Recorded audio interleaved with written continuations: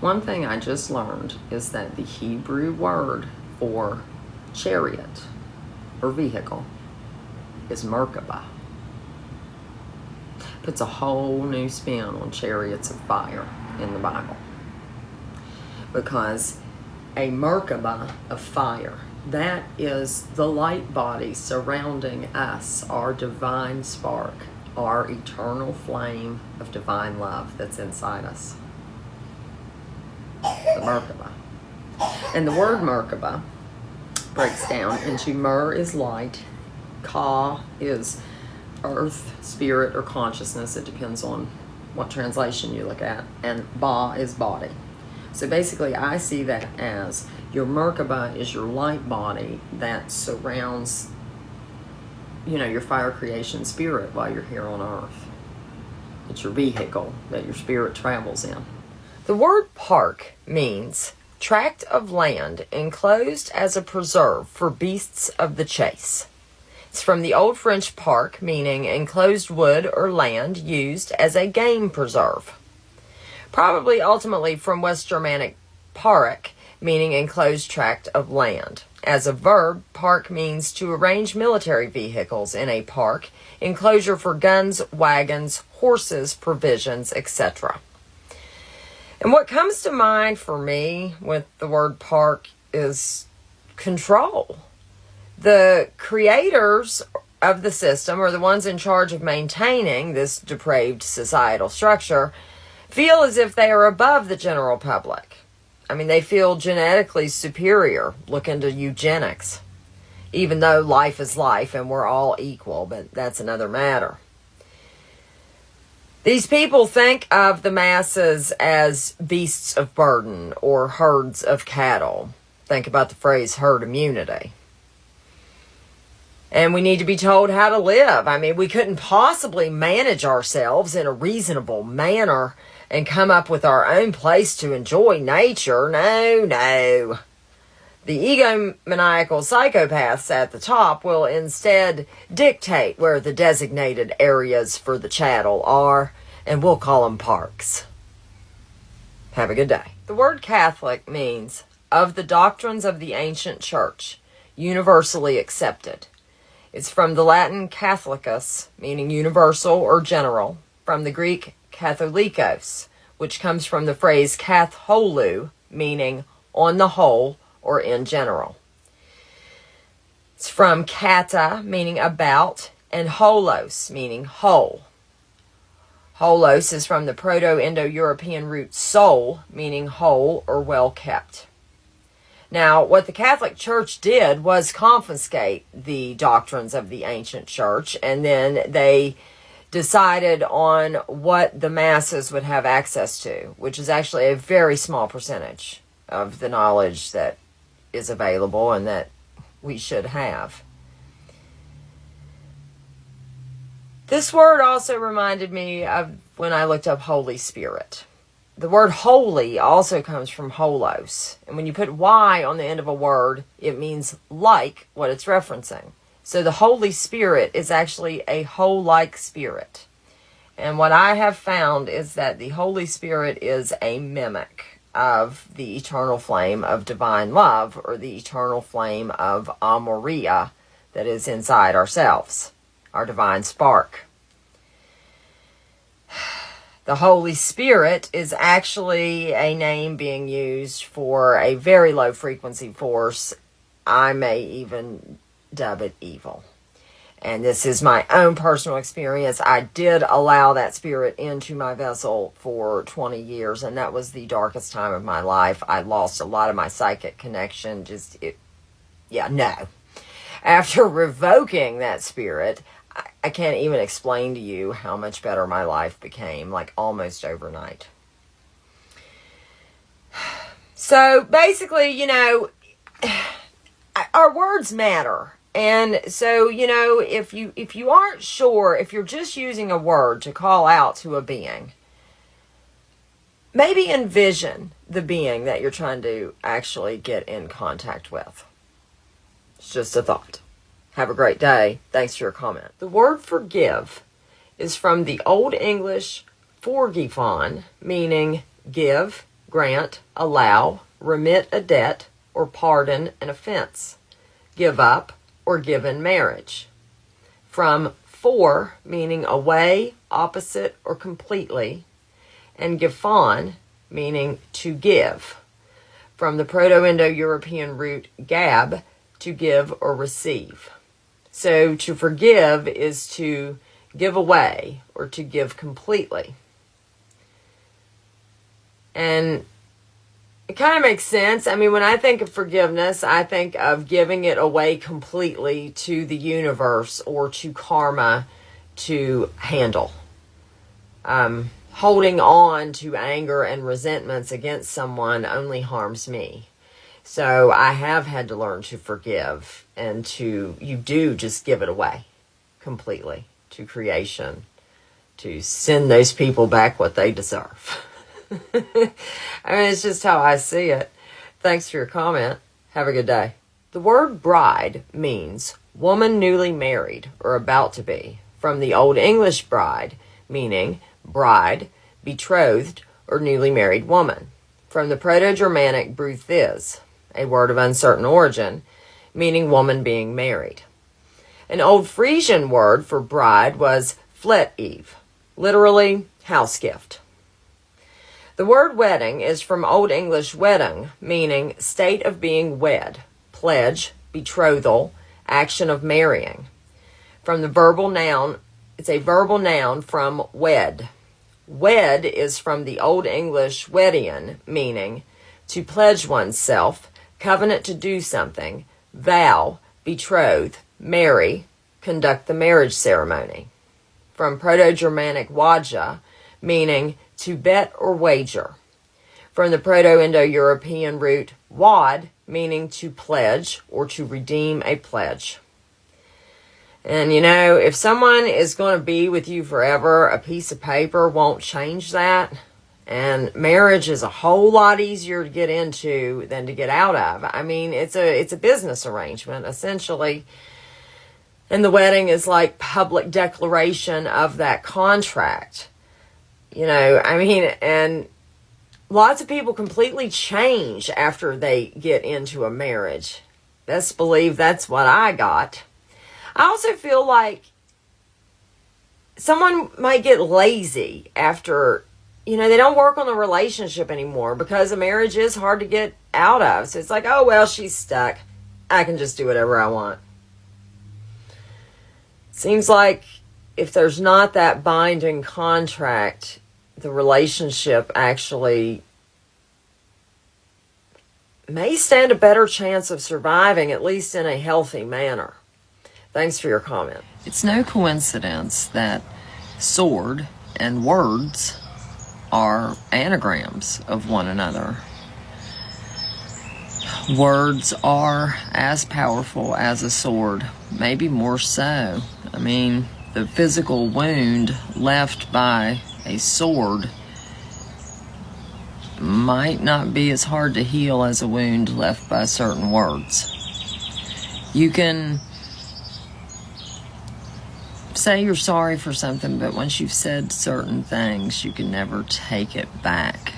So it can be beneficial to learn to bite your tongue or take those few extra seconds to pause and think before you speak. Don't beat yourself up for stuff that you've already done. You know, the thing is something that you may think is harsh, somebody may not interpret that way, but then you may say something that is completely not meant to be offensive and it stick with that person forever. I mean, people see life and interpret words through their own perspective. So I don't know. At the end of the day, you just got to let it go and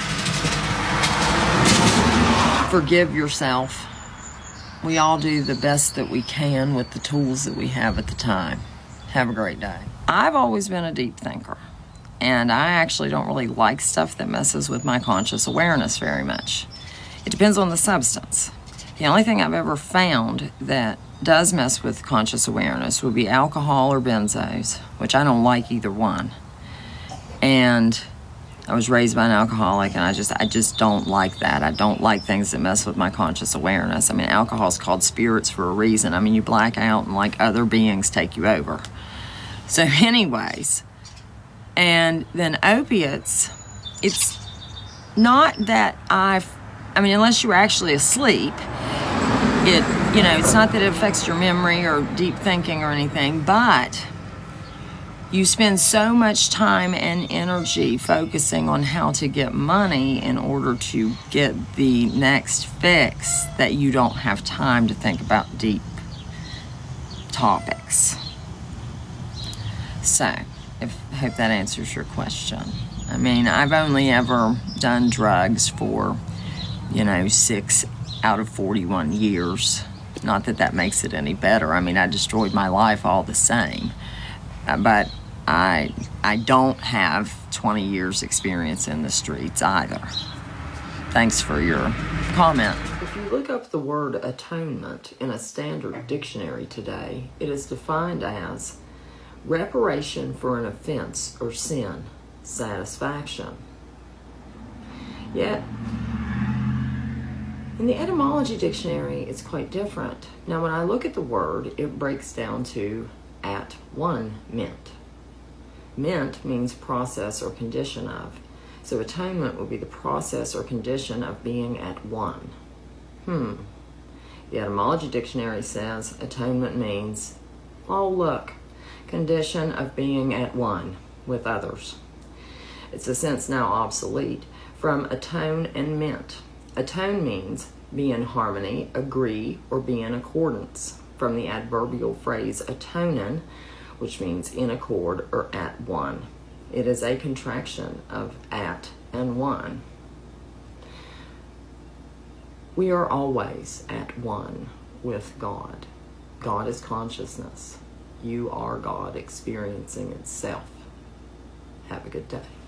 The word light has 5 entries in an etymology dictionary, which is more than I recall seeing on any word. As a noun, light means brightness, radiant energy, that which makes things visible. From the Old English let, meaning light, daylight, or spiritual illumination. From the Proto-Indo-European luk, meaning light or brightness. As a verb, light means 1. To touch down, as a bird from flight, or get down or descend, as a person from horseback. From the Old English laton, meaning to alight, to alleviate, make less heavy. As a verb, light also means to shed light, to set on fire. From the late Old English laton, meaning to ignite or set on fire.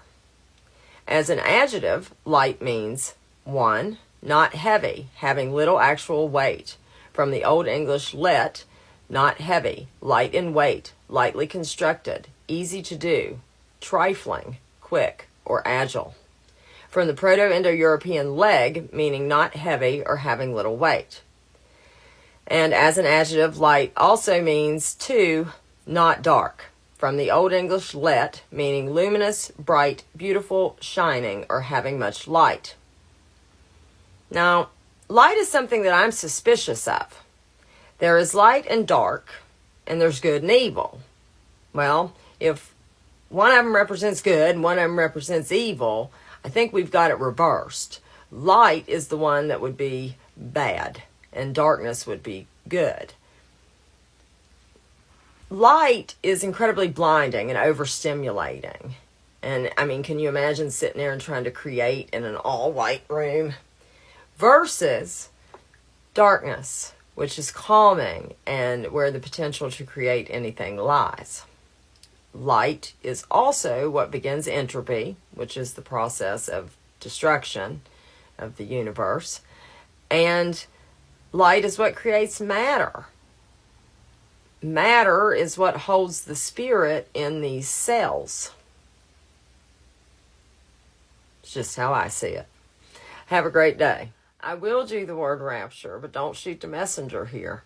I'm reading from edomonline.com. Okay. The word rapture means act of carrying off as prey or plunder. From rapt and URE.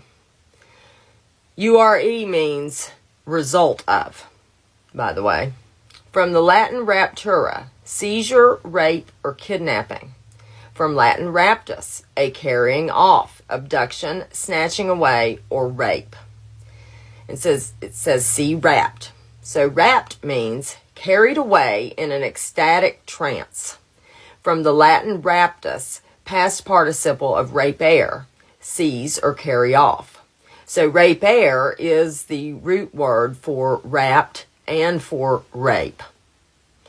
Now, rapt plus URE would be the result of being carried off in an ecstatic trance. That's what a rapture is.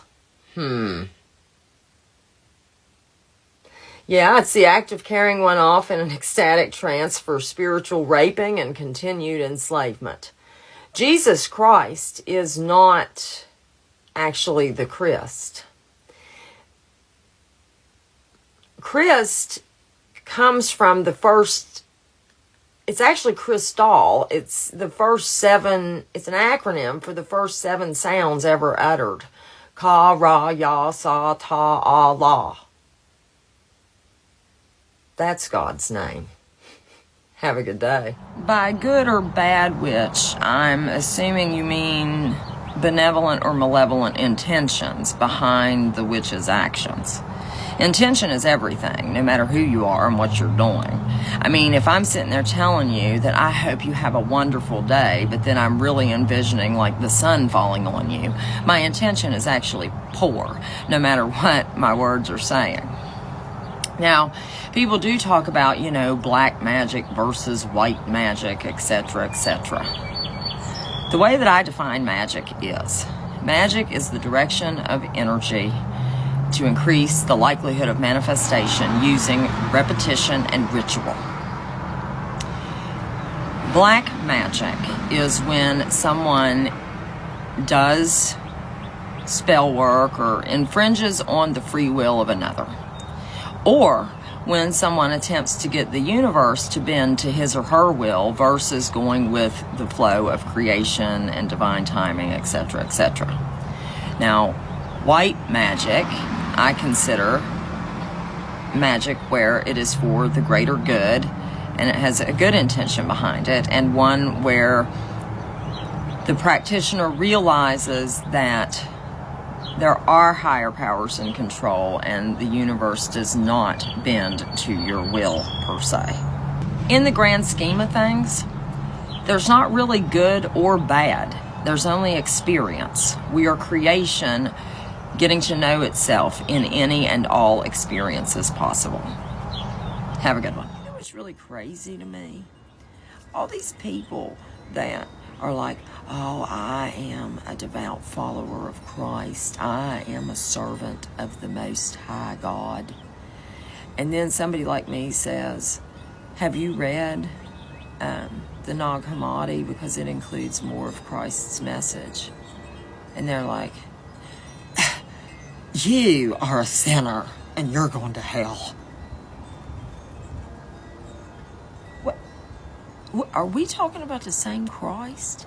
Have you read any of his message? Because Christ would get to know each and every single one of us if he walked up to us on the street, regardless of our situation. Get with the program, people. Actually, get out from under the programming, people. It's causing you to not be able to tap into your divine Christic blueprint inside yourself. Good grief. The word attorney means one appointed by another to act in his place. It's from the Old French attorney, meaning one appointed, a past participle of attorner, to decree, assign, or appoint. From attorner, to assign, literally to turn to. In English law, a private attorney, or an attorney in fact, was one appointed to act for another in business or legal affairs, usually for pay. Now, the attorney at law, or public attorney, was a qualified legal agent in the courts of common law who prepared the cases for a barrister. Now, the barrister was who actually pled the cases to the judge or the court. And that's where bar comes from. Now, I personally do not think of the attorney as speaking to the court on behalf of the client as the substitution taking place here. No, no. The attorney is an agent for the British Crown. That's the substitution happening. The attorney is serving the bar, which is the British Accreditation Registry. Now, if the U.S. is truly a sovereign nation as declared under the Declaration of Independence, then why on earth does someone have to be licensed in Britain to practice law here? Esquire is a title applied by courtesy to officers of almost every description, to members of the bar and others. No one is entitled to this title by law, and therefore it confers no distinction in law. In England, it is a title next to that of a gentleman and below a knight. Anytime you see anyone with Esquire on the end of their name, this is a direct signifier that they are a Crown Agent Barrister of England via the American British Accreditation Registry. And attorneys typically have Esquire after their name. Have a good day. Thanks for your comment. When I get to writing stuff, it just comes out. Maybe I'm a channeler. But I just typed this. We've been programmed to think focusing on the self is bad or egotistical. Someone with a service to self attitude will stop at nothing to get what he wants, even if it harms others. Someone with a service to others attitude cares about the greater good and knows we are all the same consciousness having a human experience. Mankind has been programmed that everything is our fault and we are an inherently evil or bad species, which frankly isn't true. Most humans are born gentle and are even still good souls after this world has put them through the ringer. Humanity would be far different in a properly run world. We still persevere even in this sadistic death realm. Individuals can still have a service to others mindset and put themselves at the top of the list, but a lot of us don't do this. Set boundaries and uphold them. Follow your heart and dreams. Don't live your life based on what others or society says that you should do. All of this external programming tries to get us to focus on things, other people, and all kinds of nonsense in order to take us away from the self. To make us forget who we truly are and our potential. Programming is designed to sever our connection to our heart and gut instinct, which in turn makes us easier to control. What we need to do to heal ourselves and the world is to get back to the self, accept the self, and allow the self to be authentic and grow into what it was meant to be. We must find and reparent the inner child in ourselves that the world has inevitably damaged. There is a freedom that comes with getting back to the self that is difficult to put into words. It's definitely worth the effort. Have a great day. I've spoken before on how I feel this may be a trinary existence instead of a realm of duality. You've got good and evil, but you've also got neutral, positive, negative, and neutral, birth, life, and death. Things tend to come in threes here. Now, one thing that you'll hear people say is the sun, moon, and stars.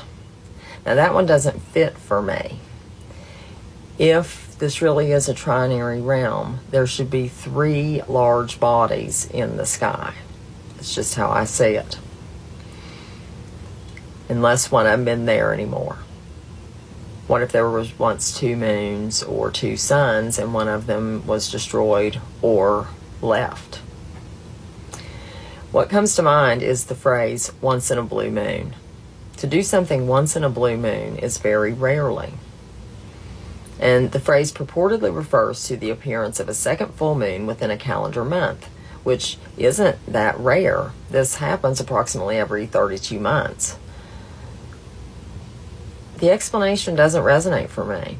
Once in a blue moon makes me think that there was once a blue moon in the sky. A moon that is not seen today. Kind of like the phrase once upon a time. Once in a blue moon could be referring to days past. I lean towards the phrase referring to an actual blue moon or moonlight craft. that used to be seen in our skies. Have a good day. Soil as a verb means to defile or pollute with sin. It's from the Old French soiler, meaning to splatter with mud, to foul or make dirty, to wallow. From sole, tub, wild boar's wallow, pigsty, which is from either Latin solium, which means tub for bathing or seat, or from Latin succulus, meaning little pig. Soil as a noun is defined two ways in an etymology dictionary. First is land, area, or place, from the Anglo-French soil, meaning piece of ground or place, from the Latin solum, meaning soil or ground. Second is filth, dirt, refuge matter, sewage, liquid likely to contain excrement. From Old French soiler, to make dirty, and in part a formation from the verb soil. Now, I immediately saw the word oils when I was asked to do this word. And if I'm not mistaken, science is uncertain where soil actually originates. I feel soil is ground up organic matter of dead creatures past, giant creatures. And there is a lady on YouTube who has a really interesting theory on this. Her name is Sonia Testerman. Her channel is called The Tree of Knowledge, and it's episode 73, where she discusses her theory on soil, and it has to do with the pyramids. It's quite interesting. Now, what stands out to me in the etymology is that soil comes from the French sol and the Latin solium. Both remind me of sol. Also reminds me of the sun. And the sun in the sky today is likely not our original sun, and it could be the introduction of the sun that has to do with petrifaction of organic beings. Have a great day. Thanks for your comment. When I look at the word zodiac, I see zoo, and then I also see dia and dio can mean god or goddess. So I see it as a zoo of gods, or keeping the gods in the zoo under the zodiac. The word zodiac is from the Greek zodiakos, meaning circle or circle of little animals. It's from zoion, meaning animal, and from the Proto-Indo-European root gwe, meaning to live. Libra is not an animal, but it was not a zodiac constellation for the Greeks. They had 11 constellations. Apparently, they merged Scorpio and Libra together as a double constellation. And then there actually are 13 constellations. Ophiuchus, the serpent, was also removed as well. There are 26,000 years in a proper celestial cycle, if I'm not mistaken, which is 2,000 years in an age. Astrology is the oldest science. Proper astrology is not anything like the mockery that we are shown today in the daily horoscope in the newspaper. Mass group horoscopes, I mean, that just seems like a bunch of silliness and nonsense, because one's physical location and time of day is important with astrological calculations, especially with something like a birth chart. The birth chart is extremely telling about an individual and typically highly accurate. Personally, I feel the zodiac is the specific ego program in an avatar. We decide exactly what traits we want to have or work on, and the zodiac is how these manifest in the physical. One of the primary goals of living in this reality is for us to learn to control energy. Human emotions are energy in motion, and they can be very hard to control. The zodiac governs our ego, which governs the emotions. Now, I'm just now getting to the point that I'm beginning to comprehend how astrology truly works. It's not just some simple frou-frou thing. Planetary alignments are what controls the frequencies in this world, and the celestial sky clock is something that the ancients had intimate knowledge of, and many people today aren't even aware it exists. Have a great day. I'm taking this class, and one of the exercises in it was to come up with a power word. Something that, just makes you feel empowered, I guess. And the example given was love and gratitude in this class. Well, What came to mind for me was acceptance. And I wanted to look it up since I do so many words on this TikTok account. Acceptance is to take what is offered, admit and agree to. From the Latin acceptere, take or receive willingly. It's from ad, which means to, and capere, meaning to take. It's from the Proto-Indo-European root cap, to grasp. So to take or to grasp is to accept. And when I think of what this world is, life in this matrix does involve a lot of acceptance. We must accept that our spirit is housed inside these meat suits. We can't physically leave, and we are living in a sick societal structure. We definitely take a lot in this world. No one here escapes suffering. When you start searching for truth, it can also be a lot to grasp, and a big part of acceptance is being truthful, especially about yourself, and learning from your mistakes, not trying to deny that they happened. One cannot change what he doesn't acknowledge. I do feel many of us came to Earth voluntarily, and this place has been way more intense than we imagined. The memory wiping between lives really bothers me the most. I don't like anything that messes with my conscious awareness. I never have. We must accept first and foremost that all of our choices got to where we are today, and you're exactly where you need to be.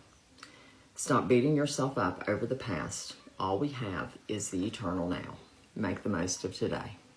Have a good day. According to etymonline.com, the word rat means a rodent of some of the larger species of the genus Mus. Is from the Old English rate, meaning rat, a word of uncertain origin. Now, similar words are used in many languages for rat, such as the Gaelic radon, Italian ratto, Spanish rata, Old French rat, German rat. Yet their connection to one another and the ultimate source of the word are unknown. The word rat, in its range and uncertain origin, is much like cat. Now, I've always felt that cats are doing some kind of surveillance or higher dimensional work. They can definitely see the unseen if you've ever had one. So, are rats perhaps gathering information for the dark forces in this realm or the demiurge? I mean, it's got the word Ra in it, which that references Amun-Ra, which is the demiurge. I don't know. It's just what I found. Thanks for your comment.